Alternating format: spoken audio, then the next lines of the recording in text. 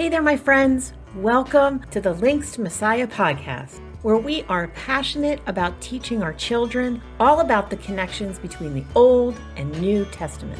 I'm your host, Rachel Links Kushner, also known as the Chief Enthusiasm Officer of Links to Messiah. And I am so thrilled to have you join us today.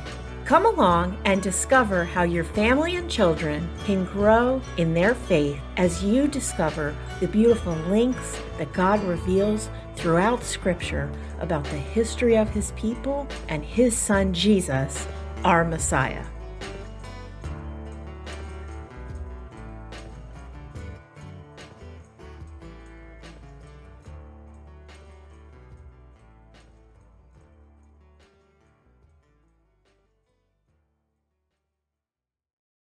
Today's episode, you guys, you're going to love it. It holds a lot of deep meaning for me personally. My guest is Jeremy Pryor, and I've been following his work and admiring him for quite a bit. So when he responded with a yes to my invitation to be on the Links to Messiah podcast, oh my goodness, I may have just done a little happy dance in my kitchen. He's the founder of several impactful initiatives, including his work on family discipleship and biblical education. As you will hear in this conversation, Jeremy is super passionate about celebrating Sabbath as a family. And as we are just getting ready to launch our Shabbat club, I felt it is so important to release this conversation right now.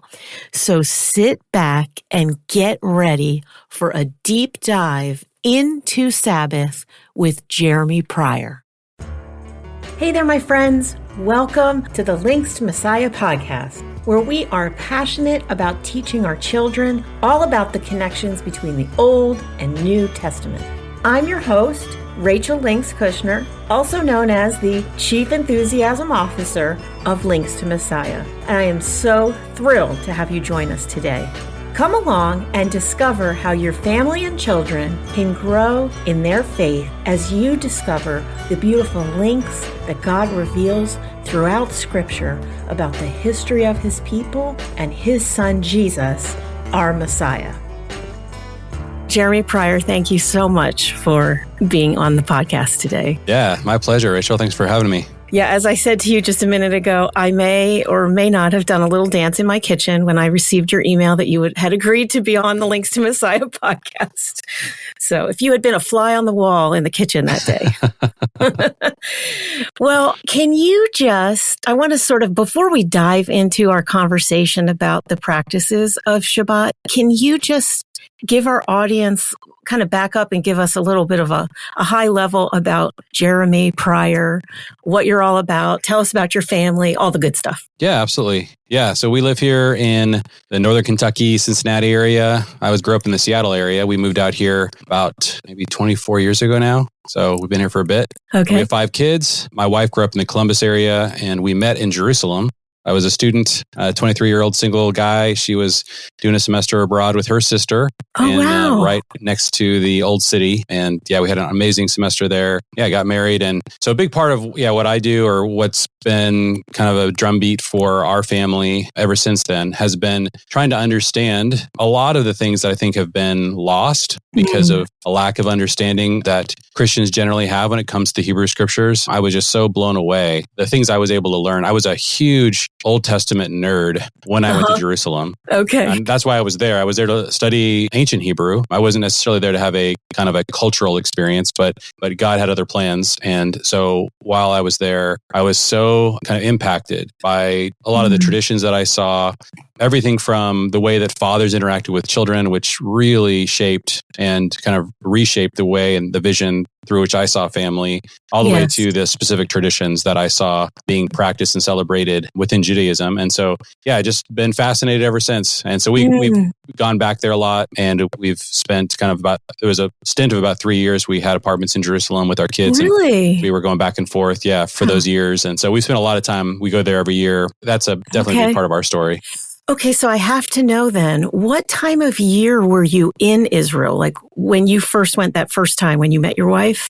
What holidays did you have a chance to participate in? Yeah, we were there from August through December. So we saw the high holy days. Nice. Yeah, so it was amazing. Yeah. So we had no idea what we were in for, by the way. Like I said, Okay. it wasn't even something that the school we were a part of, which was a, very much a Christian school. We weren't celebrating any of those. So I was just like walking around Jerusalem and seeing things, So when we saw Rosh Hashanah, I first realized it was Rosh Hashanah because our modern Hebrew teacher came in and she apologized to everyone in the class just in case. She gave apples and honey and she said, if I might have offended anybody, I'm just getting everything right in my relationships, leading up to Yom Kippur. And then on Yom Kippur, I was just walking around the old city and I just walked into a Sephardic synagogue and saw the most intense prayer. There was wailing, Yes. I just sat there like stunned, just like listening and watching. And again, I had no idea what was happening. And then I remember the next holiday, I was living about a mile from the school, university. So I started walking and I just saw these little huts in front of everybody's houses. And I'm like, somebody just stuck a fair in the middle of Jerusalem. I'm like, what the heck is this? What is going on? What are these tabernacles? Yes. So that was how I experienced all the fall festivals was just one surprise after another. I've never gotten over it. I bet. Yeah. How impactful. I think what you described about being in the synagogue and hearing the wailing is so profound because I don't know how you feel, but it seems to be something that is missing in Christian culture, the repentant heart and really pouring our souls out to God and to whoever we may have wronged. And that's something that I really do love about Yom Kippur, the Day of Atonement. It's so meaningful. I don't know why I'm getting choked up about it, but I am. Yeah. Very meaningful. Absolutely. You're right. Yeah. I think this is where there is sort of this understanding that when you begin to see the root structures of our faith, it's a super helpful corrective mechanism, I think, for Christianity in general, to sort of say, okay, when these differences appear, when our prayers aren't fervent, when our life is not rhythmic, we don't understand rest, we don't understand family. Every time I come across one of these systemic problems within Christianity and then investigate Judaism, I find there are so many gifts that can inspire and help us. And I want to see them rooted there in the Hebrew scriptures, not simply in tradition, but they're there in the Hebrew scriptures. And there's oftentimes not things that we are aware of. And likewise, so there's a gift giving back and forth between the older and younger brothers that I think is so important within our faith. And I have been so blessed by that. Yes. As you were saying that, I was thinking when you talked about intergenerational, that's one of the things I loved growing up.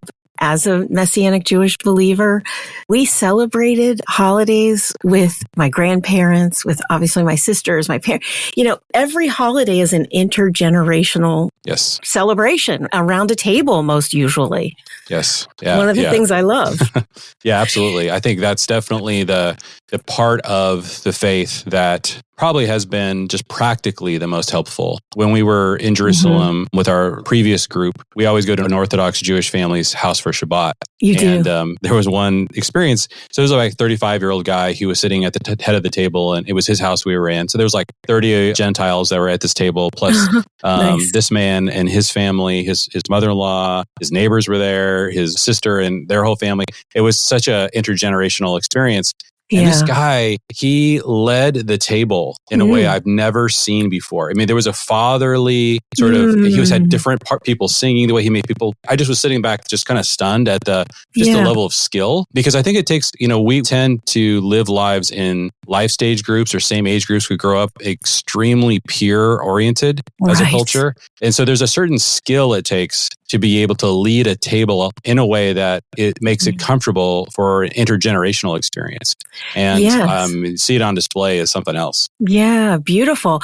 Yeah, it makes it comfortable and it's engaging for all ages to be able to participate. I love when the kids are a part of what's happening around the table as opposed to close your mouth, be quiet, sit and behave. Let's celebrate together. Yes, I love absolutely. that. Well, that's a perfect lead into really the topic that I wanted to pick your brain about, and that is Shabbat. And maybe for those who aren't unfamiliar with Shabbat, would you mind just giving a brief little overview of what that is? Sure.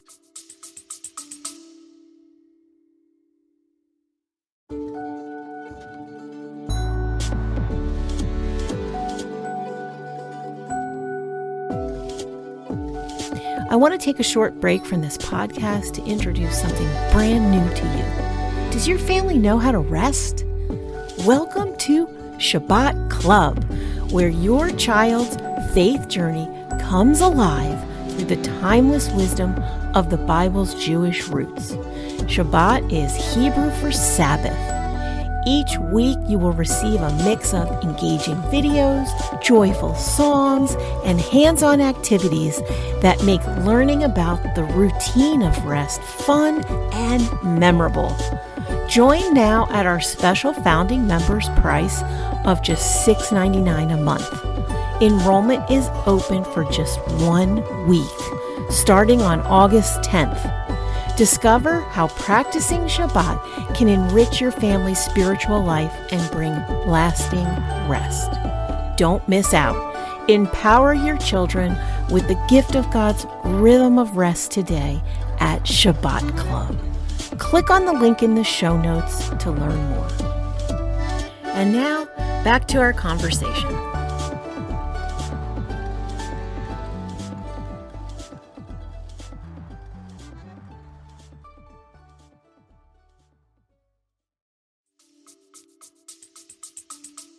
Yeah, so it's all through Scripture from the very first page. You have the pattern where God creates all of the earth in 6 days, and on the seventh day he rested, and it says he made the seventh day holy. And so this is, of course, before there were Jew or Gentile. This was just a pattern that was woven into the fabric of creation that God created. And this is also where we get the idea of a 7-day week. It doesn't exist within nature anywhere. Like the day is solar, the year is solar, the month is lunar, but the week doesn't exist within nature. It exists because God wove it into the fabric of creation itself. And we even learned that when we read the 10 Commandments in Exodus 20, God said, look, I want you to work 6 days and rest on the seventh because I created that pattern when I created the world. And so my first real experience of being curious. So I didn't grow up in a Sabbath keeping family, and so even as Christians have increasingly been keeping the Sabbath on Sunday, there's, I think within a lot of religious traditions within Christianity, a lot of confusion about really how to handle the weekend in general. I think what is a Saturday? What is a Sunday? It's always been confusing. It was a particular pastor who he was reading, doing a sermon on, I think it was Mark 2, when Jesus was with the disciples and he was rubbing the grain. The disciples are eating kernels on the Sabbath. Yes. And Jesus then says, because the Pharisees confront him and say, what are you doing? Your disciples are breaking the Sabbath. Stop them. And Jesus, he said the Sabbath was created for man, not man for the Sabbath. And so the Son of Man is Lord even over the Sabbath. So there's something that significantly happened when Jesus came. But I think that has been a conversation that we need to have within Christianity for a long time. So I started to experience the goodness of rest. But yeah, the Sabbath or Shabbat in Hebrew is just deciding to take a day where it's sort of set apart, holy to the Lord.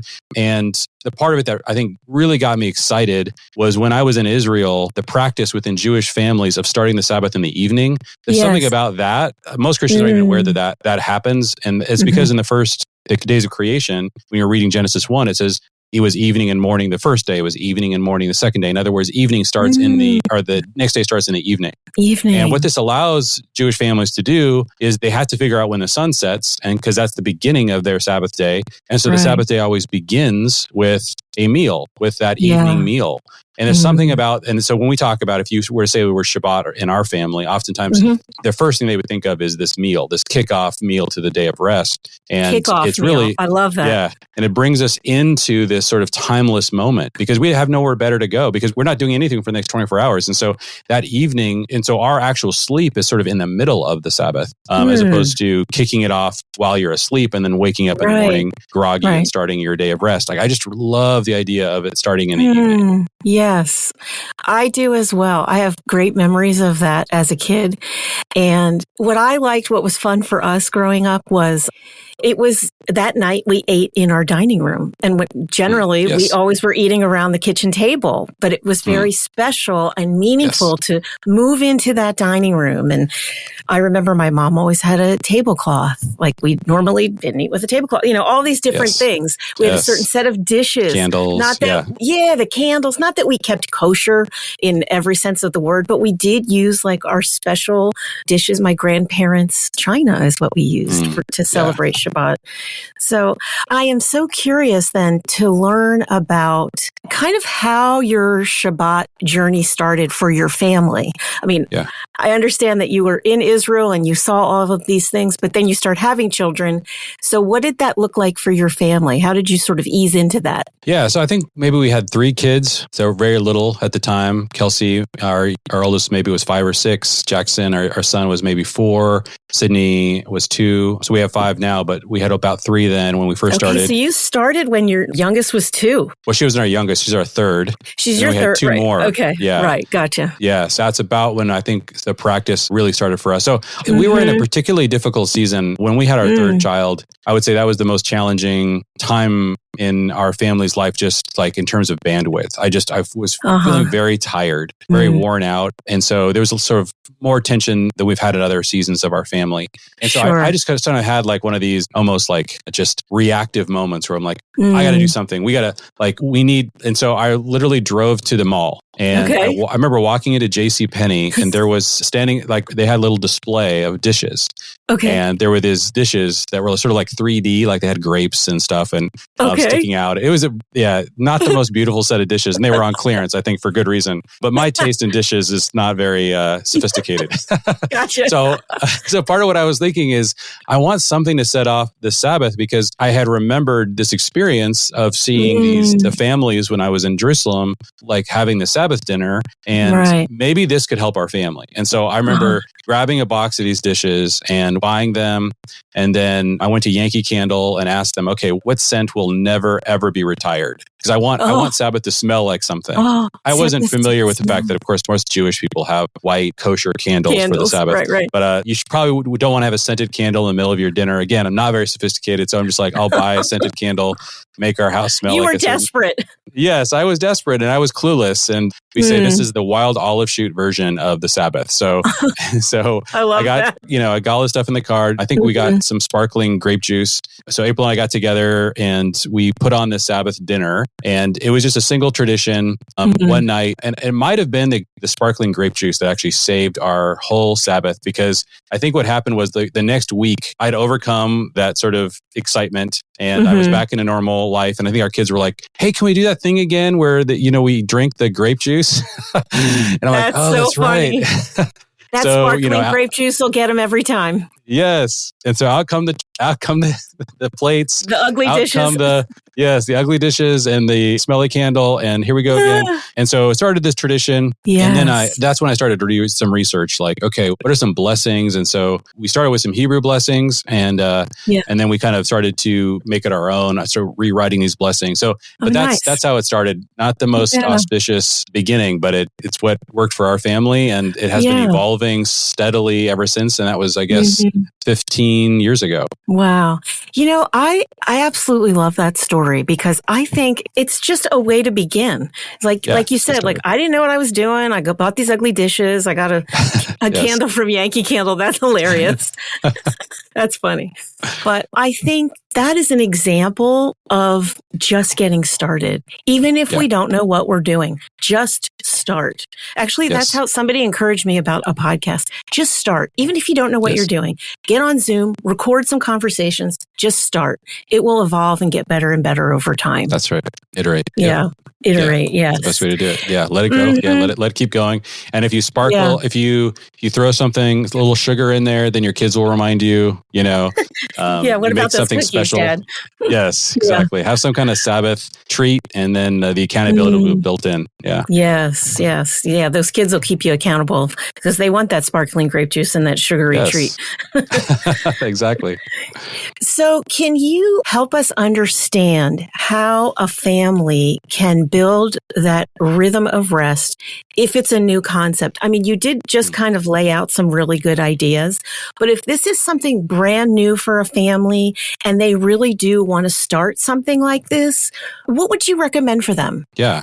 So, and you're talking about the full day of rest or just the kickoff dinner? Let's talk about the kickoff dinner. Okay. Yeah.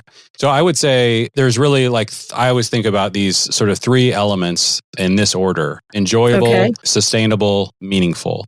So enjoyable is what I said about the sparkling grape juice. Do something that marks the meal, but make it fun so that you want to do it. So that kind of kicks in that accountability we've talked about. But then you have to really think about sustainability, because anything that feels like a lot of work when you're starting a new rhythm, you're probably going to stop doing, because you're going to have those weeks where you're just like, that's just too much. Right. Now, you might see somebody's amazing Sabbath dinner and say, oh my gosh, I could never do that. But that is not the best place to start, I think, because I do think that's overwhelming. Oftentimes what you're looking at is especially in a Jewish family, is like they have a multi-generational like experience of how to do all of this, about how to prepare, the day before, and how all the elements work. So make it really sustainable. I know people who pizza night to start with.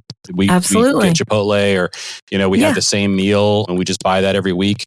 Make it sustainable. And then I think where you really want to iterate is in the arena of making it more and more meaningful, because the fun, the sugar, whatever, like that might help your kids with accountability. But part of what you want to do is experience something as a family. You want to experience the presence of the Lord. You want to experience His rest. You want this to be a deep and a deepening part of your faith.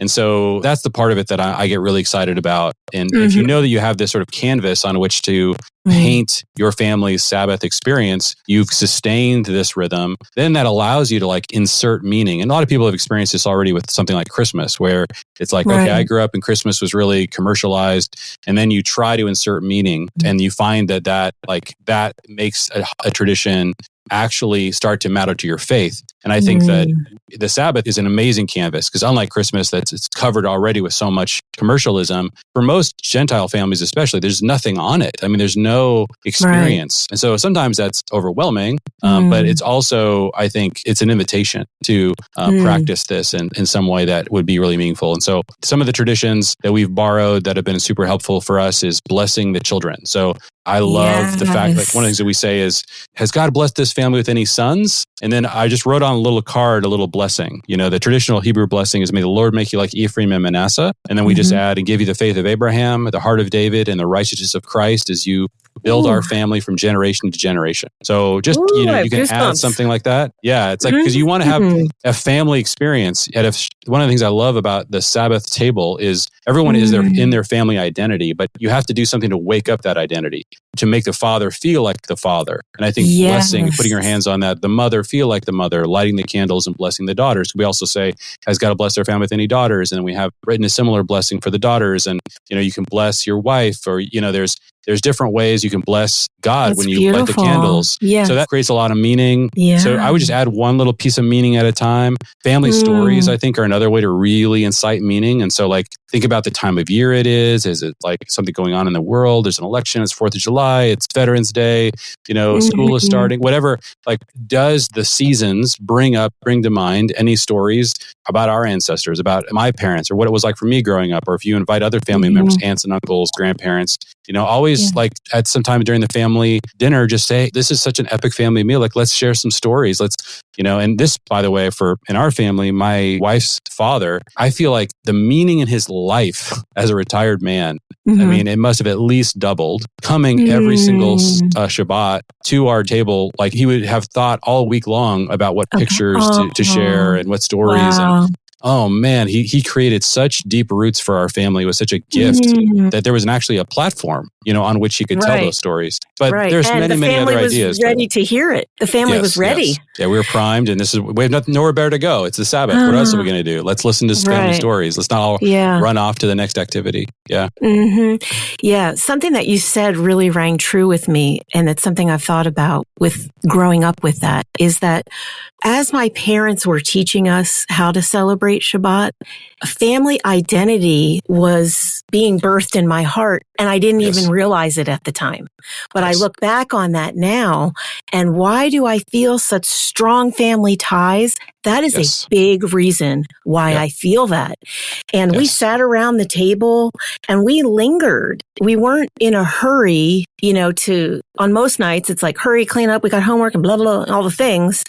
And that night was very different. It had, I kind of describe it as like when I was a kid, I loved having a snow day, right? Yes. Because school was canceled. Everything Yes. just was relaxed and it was a whole different atmosphere. Yes. And that's what Shabbat is like.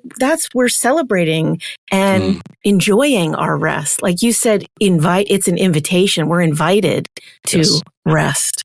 Yes. Those prayers that you shared gave me the goosebumps. They're so beautiful.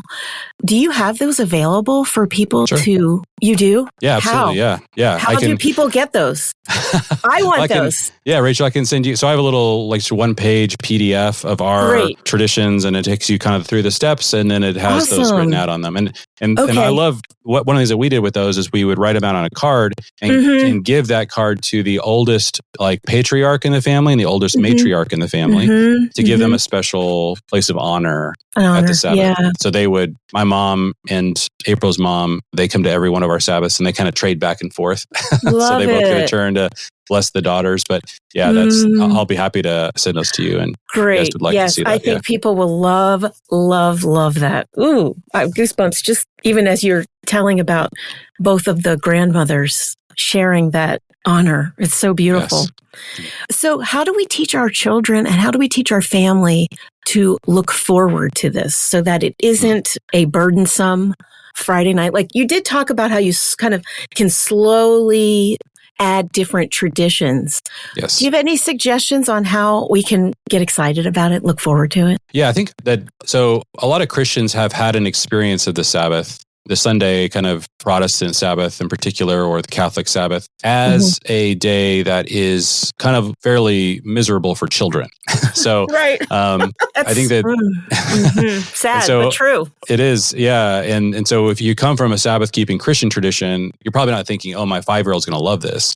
And it is tough. It's tough to compete with all of the entertainment that's at kids' fingertips these days. But I do think to your point, I want my kids to, as the scriptures say, speak about the Sabbath as a delight, right? Yes. Says that in Isaiah. I want that. And so we really had to think through how to make this the zenith of the week. Like, how do we design this in such a way that it does feel like sort of a peak family and a peak experience? Right. And whatever that takes, I mean, the different family cultures have different ways of doing that. So at our dinner, our pattern in general, just about approaching anything that repeats, any rhythm that repeats, is to try lots of things. And when something is epic or awesome, we repeat it. And so for example, I remember one day, like we were always confused about how to clean up from the Sabbath. It doesn't feel very restful cleaning all the dishes. Right. We could leave them all until Sunday, but then our house is just piled up because we have, at this point, oftentimes 15, 20 people at our Sabbath dinners. And so I remember one Sabbath, we turned on dance music and saw how fast we could. And we just were dancing while we were cleaning up. And it was like, it didn't even feel like we were working at all and just felt like fun. It was a part of the experience, actually, the immersive experience of and so when our friends, that's awesome. when our kids have friends come over, they're like, your family has a dance party every Friday night? Yes, it's how we clean up from the Sabbath. And so that became a tradition. And so now every Sabbath, if you come into our house, beware if you don't like loud music, you can stay away from the kitchen because our kids are going to crank up the music and they're going to clean up in very fast order. So yeah, that's an example. There's times where we learn family games after the dinner. Yes. We've gotten into that. So we have sort of more of a winter traditions of like playing more group games like catchphrase, or our summer nice weather tradition is we play pickleball because we have a pickleball court. And so that's just, we always have dessert out there at the court and we're all playing, and it's just like, it's a huge memory. And so it did get to the place, by the way, where when our kids, because the real test is teenagers, right? If a teenager wants to do some Shabbat on Friday night, when I remember when our daughter, she was in high school, her senior year, and the big football game is every Friday night. And we're not religious at all about Shabbat. We've never been religious. It's always been a privilege to us. It's always been something that we've done to bless our family and to experience our faith as a family. That's so awesome. So we're like, you don't have to come to Shabbat. I mean, if you want to go to the football game with your friends, and she's like, I can't miss. Like, so she would bring her friends over, and and they all got to experience. And then she would go to the game, and then about halfway through the game, she would sneak back because we live really close, and she just wanted to be with our family. Like she knew we were having more fun. So I mean, but But by that time, this was like, we started when she was 5. So this was, a good 10, 12 years into our tradition. Right. So we were, by this time, it was so a part of our DNA, and we had grown in our skill at making this feel very light and fun. Yes. But that iterative spirit is what and I think what's fun is too, in Cincinnati, there's so many families that are in our network that are celebrating the Sabbath, and they're all so different. Like the ones with little kids, they have totally different traditions than we do. Like we have friends across the street, or actually next door neighbors, and during their Sabbath, they turn off all the lights, and then they talk about the creation story every week, and then like, then God said, "Let there be light," and they turn the lights on, and they're like, and it's like, I've never seen that tradition before, but it's like, it's so cool, so fun. Again, they probably just did it once, and they're like, "Oh, the kids love that. Let's do that again." So give yourself lots of time, lots of grace. If you have one Sabbath and everyone's fighting and it's miserable, don't say, "Oh, well, let's trash this tradition." Just say, "Let's not repeat any of that stuff again. Let's go back to what was working, and let's try something new." And we know this is a journey into like learning. It's a skill, and so like any skill, it's going to take time. I love that your daughter snuck away from the football game and then ends up bringing her friends. What a testament to how much she loved Shabbat in your home. That's incredible.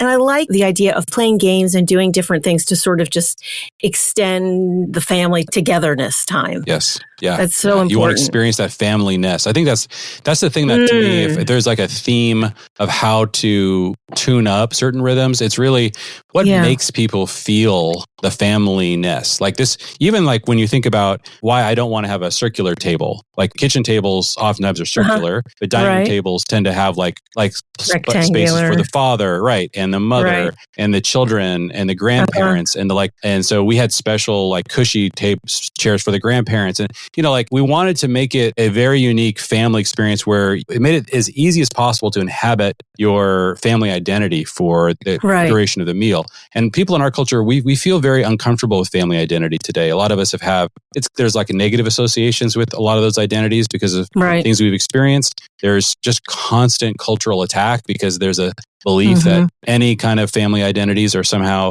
a threat to equality or people's individual identities. And so, but I think a lot of that's coming from pain that is really rooted in the fact that these family identities are so deep inside of us, and so many of them have been abused, and so many people have experienced such pain that you don't understand the other side of it, the incredible beauty of it, the experience of what it's like to get to feel your fatherliness, your motherliness, your sonship, your daughterhood. So I think that anything that triggers that in a beautiful, positive way, those are the kinds of traditions that we want to accentuate for Shabbat dinner. Yes. Yeah, that is something that is definitely missing from our culture. And we have the power as families to make that change. Yes. And it's a decision like you made for your family all those years ago. And you look at it now and how it's been transformative, it sounds like, for your whole week, for your whole rhythm of life, really. Yes. Yeah, absolutely. Yeah, it's almost impossible for me to imagine what our family would look like today without this tradition. And I think so often a question I heard constantly being discussed within Christian circles is, what is spiritual leadership? What does it mean to really experience that in with a family? Does it just mean driving your kids or your family to church every Sunday? And it's really it's initiating specific rhythms that create and leading in that way. For me, it boils down to that. And we have sort of an impoverished culture in a lot of ways. Like, for example, oftentimes Western food culture is very confusing because a lot of us maybe historically came from places with an ancient food culture, but it's been lost by our families. And so we are at the whim of any kind of industrial food machine to just confuse the heck out of us about like how do we think about food? And and this is true in so many areas of life, right? Not just food, but in our work and exercise and just like, and so in a similar way, I think one of the best ways to recover from that is to look at an ancient culture, look at ancient ways where things took thousands of years to develop. And I think that within family culture, we need to look to where are there the most thriving family cultures. And one of the things that I'm been obsessed with kind of the problem of population collapse and just the birth rate decline in the West. In every single developed country, there is a less than replacement birth rate currently. And there's only one exception to that in the entire world, and that is Israel. Israel is the only developed country with Is that right? above replacement birth rate. Yeah. And so, and demographers, and I just listen to them online all the time, they have absolutely no idea why. They're like, because it's like, it's going to create the most dramatic economic crises for our grandchildren, especially in countries where it's so bad, like in Western Europe and in Japan and Korea. However, they don't understand that in Israel, and I'm like, I could tell you, I've lived there. It changed my life. Exactly why. I would probably have 2 kids at the most right now if I hadn't lived there. And now I had 5, and we wish we could have had more. And all of our kids want to have large families. And it's the Sabbath dinner. If you could boil it down to one thing, you experience such a beauty of family in that dinner. And what a lot of Americans or Western people, but in America, because we have this practice of a multi-generational meal on Thanksgiving. Right. And it's sort of like a punchline in America, like, good luck with trying to just get through that meal. Like, it's like, who knows who's going to say some political thing and part of what people don't understand about why we have so many negative experiences around the Thanksgiving table is because we're so out of practice. Once a year is not enough for a family to actually work out and experience that familyness. And so by the time you get back together 365 days later, it's like, who are you? Like, I don't have a relationship with you in my regular life, and that's just, it's not enough to actually build deep family roots. And so it's really a rhythm problem. Like, we need another tool in our belt as mothers and fathers for how to build the kind of family that allows for us and our children to experience the richness that God designed family with. And I'm just like, the Jewish people have been doing this for thousands of years. They figured this out. They love family. They want to have kids even when they are affluent. And there literally is not a single culture that you can point to anywhere in the world where that's true except for in Israel. And so I think there's something we need to learn from that culture. Wow. I am so glad you pointed that out. I did not know about the birth rates and all of that around the world. That is new information to me and so meaningful because there really has been a dismantling of the family, at least here in America.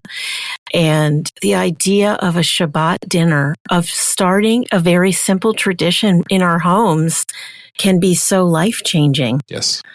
Ooh, I really appreciate everything that you just said. I have one last question for you, Jeremy. Can you teach us how keeping Sabbath really leads us into the gospel of Jesus? Yeah. Oh, definitely. Yeah. So it's interesting. I really think that the entire idea of the Sabbath is about the gospel. We know all the festivals are about Jesus. Paul says that in Colossians 2. When he says, don't judge each other for not keeping Sabbaths or holy days, these things were a shadow of what was to come, but the reality itself is in Christ. In other words, Jesus is the gospel is the reason for all 7 festivals in the Torah and the 8th festival of the Sabbath. And so how exactly does Jesus, and the way that you think about Jesus, his relationship with every festival is he's either fulfilled it or he will fulfill it. So I believe the spring festivals were all fulfilled in Jesus' first coming. I believe that all 3 of the fall festivals will be fulfilled in his second coming. But the Sabbath itself was fulfilled, I believe, the minute Jesus said tetelestai on the cross, when he said it is finished. Because with the whole point of, when you think about what is rest, and this is one of the things that we always ask our kids about, because we preach the gospel to our kids and to ourselves and to our family every Sabbath. And so we have various pathways into the gospel through the Sabbath. But one of them that we use is that I ask my kids, what are the 2 kinds of rest? And they'll say, well, the first kind of rest is the rest where I'm tired. I can't work anymore and I need a break. Okay. Exhaustion. Right. Yeah, exhaustion. We call that body rest. It's just like, I said, what's the other kind of rest? And they'll say, well, there's also soul rest. What's an example of soul rest? And I'll say, well, let's say you've been working on a project for 3 months and right in the middle of the week, you complete it. And you're like, oh, you ever had that feeling like, maybe it's at your graduation but you're just like, I've invested so much, and you're just like, it's a deeper kind of rest, right? It's not your body. Like, it's something more deep in you is enjoying what has been accomplished. And then I'll ask my kids, well, which kind of rest are we going to experience on the Sabbath? Now, obviously we experience body rest, but what's really remarkable about the Sabbath is that if we experience the gospel, if we talk about the gospel story, then we're going to get to experience soul rest, because I'll say, well, what is it? What have we accomplished that we're now sitting back and enjoying? And of course, the answer is, well, we didn't accomplish anything. Jesus did the hardest work that there ever was to do. He kept every single law. He kept the Torah perfectly. And then what he chose to do was switch places with us so that we would get his record, his perfect record of keeping the Sabbath, and he would get our record of sin. And in that exchange, when he had completed that work, he says on the cross, his last, words before he dies is, "It is finished." What is finished? The work, right? And so now we're entering into rest, like the author of Hebrews says, right? Strive to enter his rest. We're going into his rest through faith in believing that the hardest work there ever was to do has already been done. And so then we say, at our Sabbath table, would you guys like to enter into that rest? Do you want to experience what it's like to be at total peace with God? That not because of anything you've done. There's not any sin that you've committed that's going to stop you from entering into this rest. If you have faith in what Jesus has done, you can fully experience it right now. Let's experience that together as a family. And so then we enter into the gospel, and it's not just it's experientially entered into. So we're actually enjoying it, right? As opposed to just talking about it. So that's one pathway. I've identified at least 50 gospel pathways into the Sabbath. That's one example, because it's like a diamond. I want to see all the facets, right? Every beautiful facet, every way into the gospel. But the Sabbath is so rich because it is about Jesus. It is about what he did in the gospel. Right. Absolutely. It points so evidently and clearly to him, and you just articulated it in such a beautiful way. And I love that you have 50 other ways that it leads into the gospel. I wish we had time for all that. But Jeremy, you've given us so much to chew on and to really think about, but you've also given us like a lot of really practical things that we can implement, like we can start right away. And I love that. I am so grateful for your time. Thank you. Yeah, absolutely, Rachel. Love, as you can see, getting to talk about this. So thanks so much for inviting me on. Thank you for being a part of the Links to Messiah podcast family. Your support means the world to us, and your feedback and engagement keep us going strong. So don't forget to hit that subscribe button and share this podcast with your friends and family. Let's continue growing this incredible community together. Until next week, keep reading the Bible to your children, keep their curiosity burning, and keep coming back for more tips to anchor your child's faith to Jesus, our Messiah. This is your host, Rachel Links Kushner, signing off with a big smile and a heart full of gratitude.